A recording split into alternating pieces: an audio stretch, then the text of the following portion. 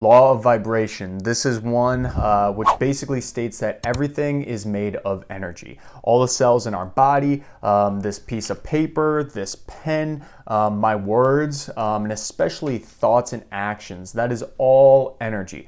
My physical body, it's literally energy. It's not even a physical body. It's literally just a bunch of energy vibrating at the level of a functioning human body.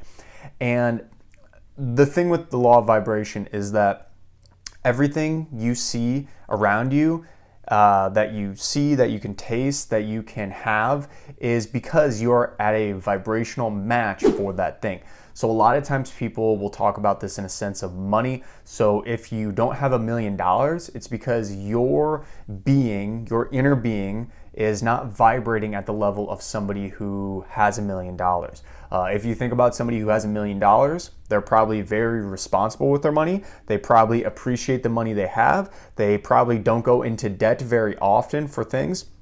They are very smart with their money. Maybe they have a financial advisor. If you don't have $1 million and you aren't thinking like that, well, that's because maybe you're not vibrating at the level of somebody who has $1 million quite yet, just for perspective.